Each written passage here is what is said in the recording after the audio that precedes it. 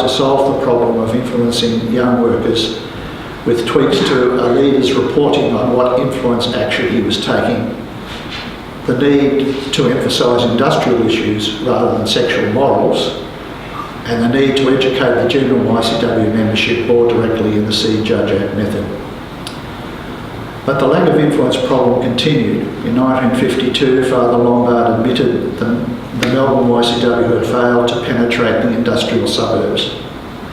He told the Melbourne YCW diocese executive that Christianity meant nothing to the workers in those areas.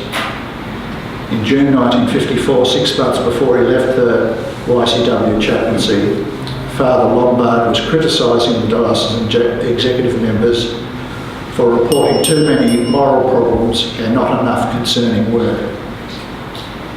Father Lombard died of a massive heart attack 50 years ago yesterday on Friday 28th of July 1967 after lunch in his Clayton Presbytery and 2 days after the 31st anniversary of his ordination.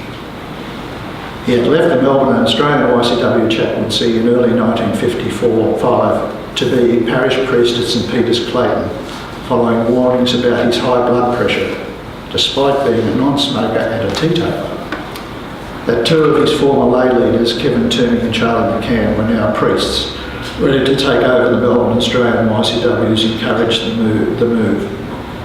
His energy was now focused on building a church, convent and additional classrooms at St Peter's.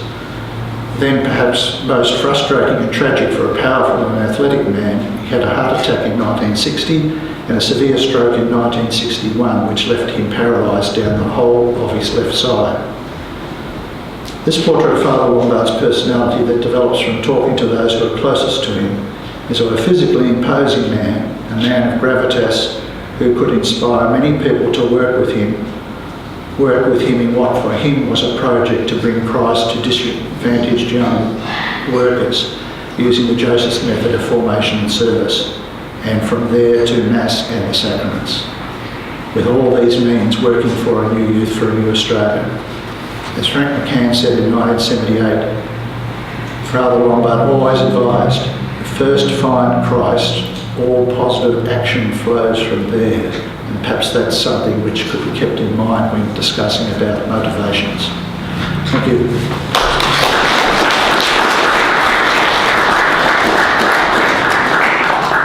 Thanks, David. My apologies for not saying it earlier, but when you ask a question or make a statement, would you please stand and identify yourself, which is helpful for everyone. Thank you. Any questions of David? Oh, by the way, that is Father Lombard, that's Carmen.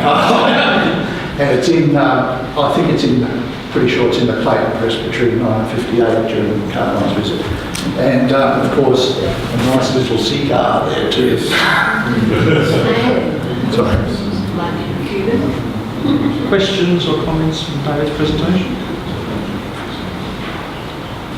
The back, down there. Well, thanks, Dave. Just identify yourself. Well, Detroit. Thanks, Dave. Fascinating background on Lombard's personality and things. I'm just intrigued by the mention of Father Norris. You probably picked up that Chris Watson has been picking up stuff about Norris, and he's involved in the 30s on both ecumenical and tenants' rights issues and so on.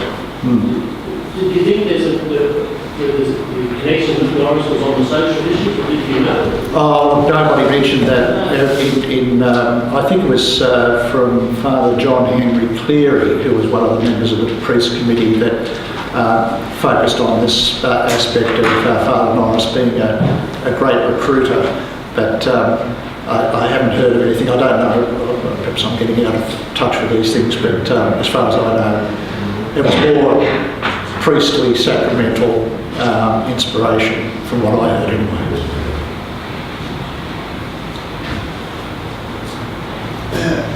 Mike Parer, Gippsland.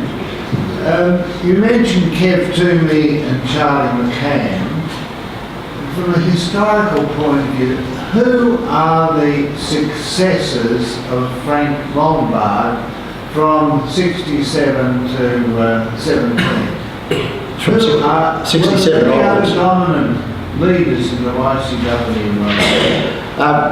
My research and the writing was from 1932 to 1958, so I'm not in a position to sort of give any accurate, substantial thing. But I think others later on today are going to talk about Father Sullivan and other people.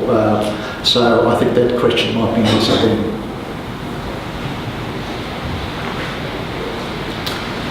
Okay, well on that score, let's bring part one of this morning to a conclusion. A couple of important announcements. We now have morning tea, which is over in the area across the walkway, toilets downstairs and upstairs.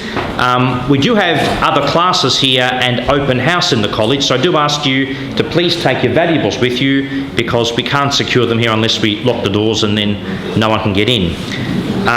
During morning tea, or towards the end of morning tea, Hillary's going to have a bit of a book launch and we'll speak about that. And also for those who haven't paid their $20 registration fee, please catch up with me. So thank you very much, and back here for 11:30 start.